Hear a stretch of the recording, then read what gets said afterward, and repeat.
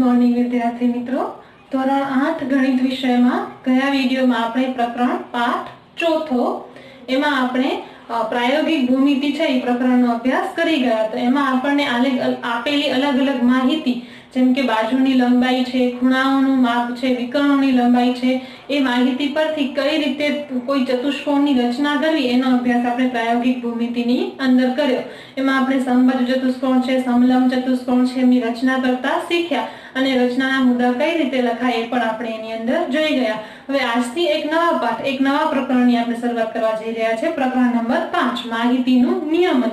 તો માહિતીનું નિયમન શું છે, એનો અર્થ શું છે, કઈ રીતે માહિતીનું નિયમન કરવામાં આવે છે અને તે શા માટે જરૂરી છે, આ બધી જે બેઝિક છે, જે પાયાની માહિતી છે ધોરણ 7 માં શીખીને આવ્યા છો। ધોરણ 7 માં તમને માહિતીનું નિયમન નામનો જ એક પાઠ આવતો જેમાં માહિતી શું છે, એની ગોઠવણી શા માટે કરવી જોઈએ, ગોઠવણી કેમ કરાય અને એના ઉપરથી કઈ રીતે લંબ આલેખ દોરાય એટલો અભ્યાસ આપણે 7મા ધોરણમાં કરીને આવીએ છીએ। હવે જે આપણને આ પાઠ છે એની અંદરનો સૌથી પહેલો પોઈન્ટ છે માહિતીની ગોઠવણી। તો એમાં આપણે ફરીથી થોડું પુનરાવર્તન કરીશું અને શીખીશું કે માહિતીની ગોઠવણી કઈ રીતે કરવામાં આવે છે અને ગોઠવણી કરેલી માહિતી છે એનું અર્થઘટન કઈ રીતે કરવું, એટલે કે એને સમજવી કઈ રીતે, એના આધારે પ્રશ્નના જવાબ કઈ રીતે આપવા એ પણ આપણે શીખવાનું છે। પછી વર્ગીકૃત માહિતી શું છે, વર્ગીકૃત માહિતી કઈ રીતે રજૂ કરવામાં આવે છે અને રજૂ કરાયેલી વર્ગીકૃત માહિતી છે એને કઈ રીતે ઉકેલવામાં આવે છે, કઈ રીતે એના આધારે પ્રશ્નના જવાબ આપવામાં આવે છે એ પણ આપણને શીખવાનું છે। પછી છે લંબ આલેખ। તો લંબ આલેખ દોરતા આપણે ધોરણ 7 માં શીખીને આવ્યા છીએ। હવે દોરેલા લંબ આલેખનું અર્થઘટન કઈ રીતે કરવું, એના આધારે પૂછાયેલા પ્રશ્નના જવાબ કઈ રીતે આપવા એ શીખવાનું છે। અને પછી છે વર્તુળ આલેખ। તો વર્તુળ આલેખ શું છે, એ કઈ રીતે દોરવામાં આવે છે અને દોરાયેલા વર્તુળના આલેખ ઉપરથી પ્રશ્નના જવાબ માંગ્યા હોય તો કઈ રીતે આપણને આપવા, એ દરેક બાબતનો અભ્યાસ આપણને આ પાઠની અંદર કરવાનો છે। હવે આ સમગ્ર પાઠ છે આપણે આપણી સ્વાધ્યાય પોથી સાથે રાખી અને સમજતા જશું અને શીખતા જશું। તો એક એક પ્રશ્નનો જવાબ છે આપણે સ્વાધ્યાય પોથીને સાથે રાખીને શીખવાનો છે। તો આપણે એક એક કરી સ્વાધ્યાય પોથીને સાથે રાખી અને શીખવાની શરૂઆત કરીએ। તો સૌથી પહેલા આપણે શીખીશું માહિતીની ગોઠવણી અને વર્ગીકૃત માહિતી તમને આપેલી છે એના આધારે પૂછાયેલા પ્રશ્ન છે એના જવાબ આપણે કઈ રીતે લખવા। માહિતીનું નિયમન। પહેલો પ્રશ્ન છે, નીચેના ચિત્રાલેખનો અભ્યાસ કરી તે પરથી નીચે આપેલ પ્રશ્નોના જવાબ આપો। આપણે અહીંયા પહેલા ચિત્રમાં જે માહિતી આપેલી છે એ જોઈ લઈએ। તો અહીંયા વર્ષ આપેલા છે અને એ વર્ષમાં કેટલા સ્કૂટરનું ઉત્પાદન થયું એ માહિતી ચિત્ર સ્વરૂપે આપેલી છે। અહીંયા તમને સાઈડમાં જોઈ શકો છો, એક સ્કૂટરનું ચિત્ર છે એના બરાબર 10,000 સ્કૂટર આપણને ગણવાના છે। હવે આપણે 2013ની વાત કરીએ તો અહીંયા 1, 2, 3, 4, 5 અને 6 સ્કૂટર આપ્યા છે। હવે એક સ્કૂટર બરાબર 10, એક ચિત્ર સ્કૂટરનું છે એના બરાબર 10,000 સ્કૂટર ગણવાના છે। અહીંયા આપણને 6 ચિત્ર આપેલા છે એટલે કુલ 60,000 સ્કૂટરનું ઉત્પાદન 2013ની અંદર થયેલું ગણાય। 2014માં આપણે જોઈએ તો 1, 2, 3, 4, 5, 6, 7 અને 8 ચિત્રો આપેલા છે। હવે એક ચિત્ર બરાબર 10,000 તો 8 ચિત્ર બરાબર 80,000। તો આના ઉપરથી આપણે શું કહી શકીએ કે 80,000 સ્કૂટરનું ઉત્પાદન 2014ની અંદર થયેલું હશે। એમ આપણને 13, 14, 15, 16 અને 17 એટલા વર્ષોમાં કેટલા સ્કૂટરનું ઉત્પાદન થયું એ માહિતી આપેલી છે। હવે એમાં સૌથી પહેલો પ્રશ્ન છે, વર્ષ 2016માં કેટલા સ્કૂટરનું ઉત્પાદન થયું છે। તો વર્ષ 2016, તો સૌથી પહેલા આપણે જોઈએ 2016 વર્ષની સામે કેટલા ચિત્રો છે, 1, 2, 3, 4, 5, 6, 7 અને 8। હવે એક ચિત્ર બરાબર 10,000 સ્કૂટર તો 8 ચિત્ર બરાબર 80,000 સ્કૂટર થશે। તો 2016માં 80,000 સ્કૂટરનું ઉત્પાદન થયું છે। પછી બીજો પ્રશ્ન છે કે કયા વર્ષે સૌથી વધુ સ્કૂટરનું ઉત્પાદન થયું છે। તો આપણે આ ચિત્રમાં જોઈ શકીએ છીએ કે સૌથી વધારે વખત આપણને ચિત્ર 2015 અને 2017માં દેખાય છે। પણ આપણે ધ્યાનથી જોઈએ તો 2017માં જે છેલ્લું સ્કૂટરનું ચિત્ર છે એ અડધું દોરેલું છે। અડધું દોરેલું છે એનો અર્થ શું થયો કે 10,000ના અડધા સ્કૂટર બન્યા છે। તો 10,000ના અડધા થાય 5,000। પણ જ્યારે 2015માં જે છેલ્લું ચિત્ર છે એ સ્કૂટરનું ચિત્ર આખું છે, મતલબ સૌથી વધારે સ્કૂટરનું ઉત્પાદન છે એ 2015ની અંદર થયેલું છે। ત્રીજો પ્રશ્ન છે, કયા વર્ષે સૌથી ઓછા સ્કૂટરનું ઉત્પાદન થયું છે? તો કયા વર્ષે ઓછા સ્કૂટરનું ઉત્પાદન થયું છે? તો આપણે અહીંયા આકૃતિમાં જોઈએ છીએ તો સૌથી ઓછા ચિત્રો છે એ 2013ની સામે દોરેલા છે, એટલે 2013માં સૌથી ઓછા સ્કૂટરનું ઉત્પાદન થયું છે એમ કહી શકાય. અને પછીનો ચોથો પ્રશ્ન છે, કયા 2 વર્ષમાં સ્કૂટરનું ઉત્પાદન સરખું થયું છે? તો એ પણ ચિત્ર ઉપરથી આપણે જોઈ શકીએ છીએ કે 2014 અને 2016માં સરખા સ્કૂટરનું ઉત્પાદન થયું છે. તો જવાબ આવશે 2014 અને 2016. તો આ થયો પહેલો પ્રશ્ન. હવે બીજા પ્રશ્નની રકમ જોઈએ. બીજા પ્રશ્નમાં સૂચના છે કે નીચેના લંબ આલેખનો અભ્યાસ કરી તે પરથી નીચે આપેલા પ્રશ્નોના જવાબ લખો. સૌથી પહેલા આપણે લંબ આલેખ જોઈ લઈએ. તો લંબ આલેખના જે ડાબી બાજુની y અક્ષ છે એની ઉપર આપણને વિદ્યાર્થીએ મેળવેલા ગુણ દર્શાવ્યા છે અને x અક્ષની ઉપર અલગ અલગ વિષયોના નામ લખેલા છે. પ્રમાણમાં આપણે જોઈ લઈએ તો 1 એકમ લંબાઈ એટલે કે 1 એકમ લંબાઈ બરાબર 10 ગુણ ગણવાના છે. તો કયા વિષયમાં વિદ્યાર્થીઓએ કેટલા ગુણ મેળવ્યા છે એ આપણે આ આલેખ પરથી જોઈ શકીએ છીએ. હવે આ આલેખના આધારે કેટલાક પ્રશ્નોના જવાબ આપવાના છે. પહેલો પ્રશ્ન જોઈએ તો આ લંબ આલેખ કઈ માહિતી દર્શાવે છે? તો આપણે લંબ આલેખનો અભ્યાસ કર્યો ત્યારે જ આપણે જોયેલું કે આ લંબ આલેખ છે એ વિદ્યાર્થીઓએ અલગ અલગ વિષયમાં મેળવેલા ગુણ વિશેની માહિતી દર્શાવે છે. ત્યારબાદનો બીજો પ્રશ્ન છે કે વિદ્યાર્થીએ કયા વિષયમાં સૌથી વધુ ગુણ મેળવ્યા છે અને કેટલા? તો આપણે આલેખ ઉપરથી જોઈએ તો આપણે જોઈએ છીએ કે સૌથી ઊંચે સુધીનો સ્તંભ છે એ ગણિત વિષયનો છે. હવે ગણિત વિષયમાં એને સૌથી વધુ ગુણ મેળવ્યા છે, પણ કેટલા વધારે ગુણ મેળવ્યા છે એ જોવું હોય તો આ સ્તંભ છે એ ક્યાં છે એ આપણે ફૂટપટ્ટીની મદદથી જ્યારે જોઈએ તો આ 60ની એક ઉપર છે. હવે આપણે જોઈએ છે કે 60 અને 70 એટલે કે કોઈ પણ એક એકમની વચ્ચે 5 લીટા છે. તો એક લીટો છે એને આપણે 2 સંખ્યા વધારે ગણીએ તો 60 થી 1 લીટો ઉપર છે એટલે 60 ને 2 62. તો પ્રશ્નનો જવાબ આવશે વિદ્યાર્થીએ ગણિત વિષયમાં સૌથી ગુણ મેળવ્યા છે અને 62 ગુણ મેળવ્યા છે. પછી ત્રીજો પ્રશ્ન છે વિદ્યાર્થીએ કયા વિષયમાં સૌથી ઓછા ગુણ મેળવ્યા છે અને કેટલા? તો એના માટે આપણે આલેખ જોઈએ.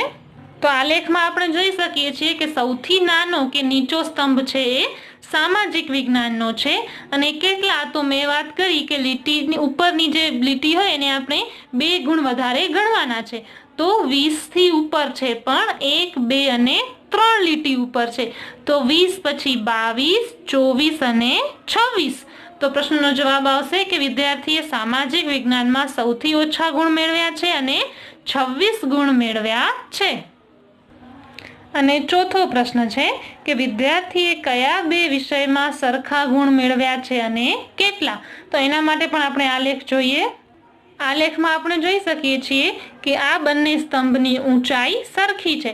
તો વિદ્યાર્થીઓએ ગુજરાતી અને વિજ્ઞાન વિષયમાં સરખા ગુણ મેળવ્યા છે. પછી પૂછ્યું છે કેટલા? તો આપણે અહીંયા જોઈએ છીએ 30 થી 2 લીટી ઉપર. તો 30 ને 2 32 અને 2 34. તો વિદ્યાર્થીઓએ 34 ગુણ મેળવ્યા છે ગુજરાતી અને વિજ્ઞાન વિષયમાં. વિદ્યાર્થીએ ગુજરાતી અને વિજ્ઞાન વિષયમાં સરખા 34 ગુણ મેળવ્યા છે. હવે ત્રીજા દાખલાની સૂચના છે કે નીચેનો દ્વિલંબ આલેખ ગૃષા એટલે ગૃષા નામની વિદ્યાર્થીનીના 6 માસિક અને વાર્ષિક પરીક્ષાના દરેક વિષયના 80 ગુણમાંથી મેળવેલ ગુણની માહિતી દર્શાવે છે. તે પરથી નીચે આપેલ પ્રશ્નોના જવાબ આપો. સૌથી પહેલા આપણે આલેખ જોઈએ. તો આલેખમાં ગૃષાના અલગ અલગ વિષયો ગણિત, વિજ્ઞાન, સમાજશાસ્ત્ર, અંગ્રેજી અને ગુજરાતી એ બધા વિષયોમાં 6 માસિક અને વાર્ષિક ગુણ દર્શાવ્યા છે. તો જે તમને આ ભરેલો સ્તંભ દેખાય છે ગ્રે રંગથી એ 6 માસિક પરીક્ષાના ગુણનો સ્તંભ છે અને જે કોરો છે એ વાર્ષિક પરીક્ષાના ગુણનો સ્તંભ છે. તો આપણે આના ઉપરથી, આ માહિતી ઉપરથી પૂછાયેલા પ્રશ્નના જવાબ આપવાના છે. તો પહેલો પ્રશ્ન છે કે ઉપરનો દ્વિલંબ આલેખ કઈ માહિતી દર્શાવે છે? તો આનો જવાબ તો આપણને પ્રશ્નમાં જ મળી જાય કે ઉપરનો દ્વિલંબ આલેખ ગૃષાએ 6 માસિક અને વાર્ષિક પરીક્ષાના દરેક વિષયમાં મેળવેલા ગુણની માહિતી દર્શાવે છે. તો 6 માસિક અને વાર્ષિક પરીક્ષામાં ગૃષાએ જુદા જુદા વિષયમાં મેળવેલા ગુણની માહિતી છે અહીં દર્શાવવામાં આવી છે. બીજો પ્રશ્ન છે, ગૃષાએ 6 માસિક પરીક્ષામાં ગણિતમાં કેટલા ગુણ મેળવ્યા છે? તો આપણે અહીંયા ઉપરના આલેખમાં જોઈએ તો ગણિત વિષય અને 6 માસિક પરીક્ષા પૂછી છે, એટલે જે ભરેલો ગ્રે રંગથી રંગેલો સ્તંભ છે એ જોવાનો છે. હવે સ્તંભની ઊંચાઈ જોઈએ તો 40 થી એક ખાનું છે ઉપર છે, એક લીટી ઉપર. તો આપણે એક લીટીને 2 ગુણ તરીકે ગણીએ છીએ. તો 40 ને 2 42. તો આના ઉપરથી શું કહી શકાય કે ગૃષાએ 6 માસિક પરીક્ષામાં ગણિતમાં 42 ગુણ મેળવ્યા છે.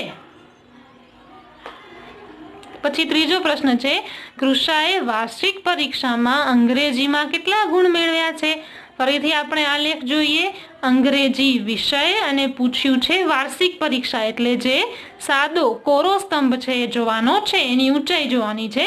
તો અંગ્રેજીમાં વાર્ષિક પરીક્ષાના ગુણમાં સ્તંભની ઊંચાઈ આપણે જોઈએ તો એ 40 થી 1, 2 અને 3 લીટી ઉપર છે. તો 40 પછી 42, 44 અને 46. તો અંગ્રેજી વિષયમાં વાર્ષિક પરીક્ષામાં ગૃષાએ 46 ગુણ મેળવ્યા છે. પછીનો પ્રશ્ન છે, ગૃષાએ 6 માસિક અને વાર્ષિક બંને પરીક્ષામાં કયા વિષયમાં સરખા ગુણ મેળવ્યા છે અને કેટલા?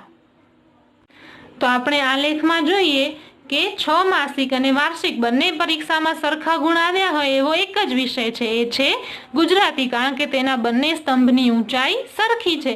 તો ગુજરાતી વિષયમાં સરખા ગુણ મેળવ્યા છે, પણ કેટલા? તો એના માટે પણ આપણને જોવું મળશે. તો આ સ્તંભની ઊંચાઈ છે એ 60 ગુણ સુધી છે. તો પ્રશ્નનો જવાબ આવશે ગુજરાતી વિષયમાં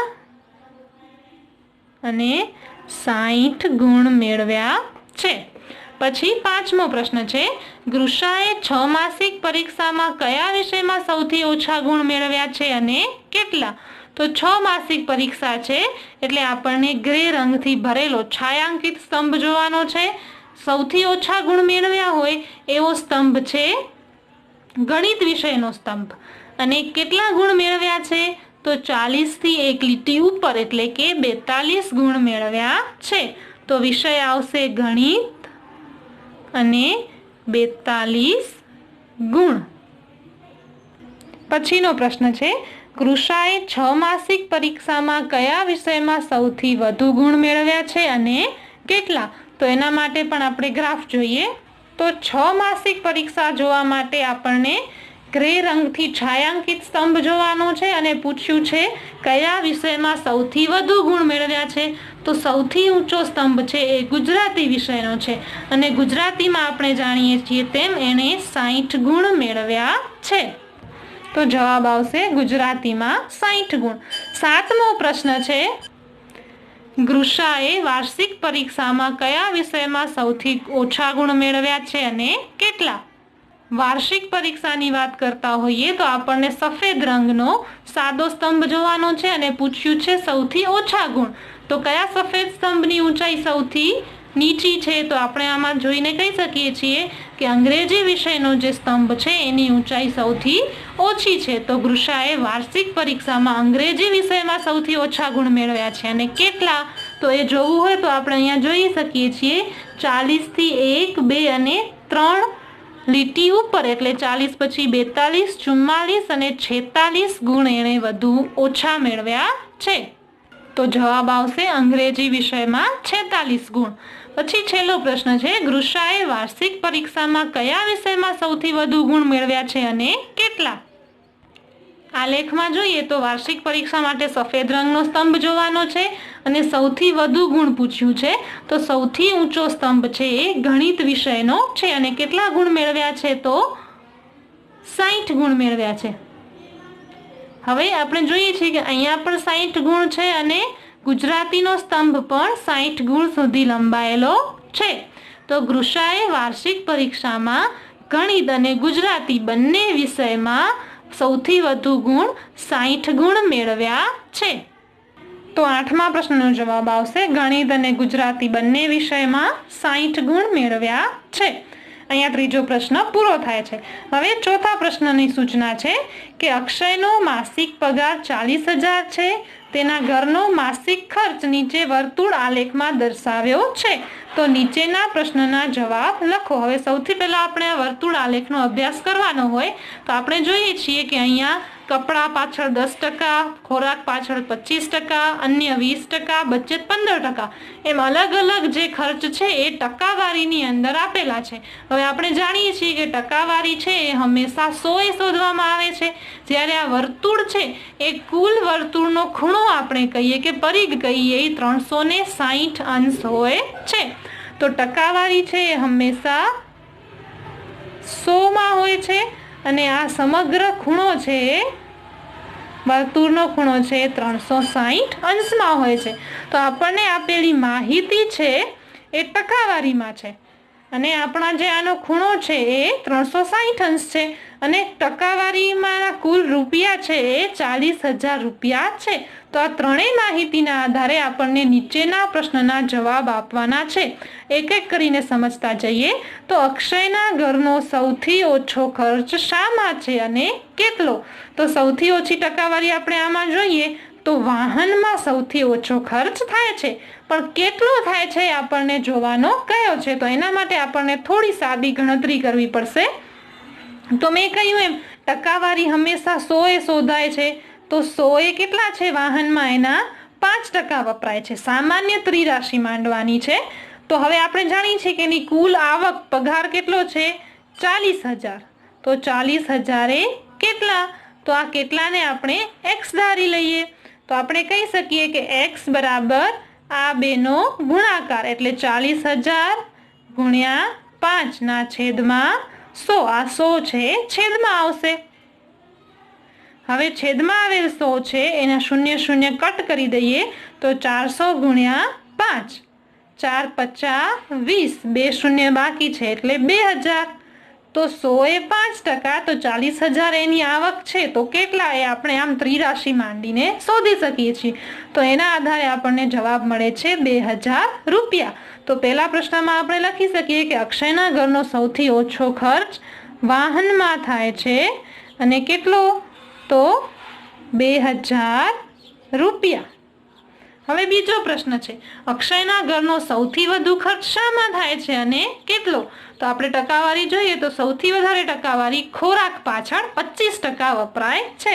તો સૌથી વધુ ખર્ચ છે ખોરાકમાં થાય છે, ટકાવારી આપી છે 25%। તો આખર જોયું એમ જ 100 એ 25%, તો 40,000 એ કેટલા?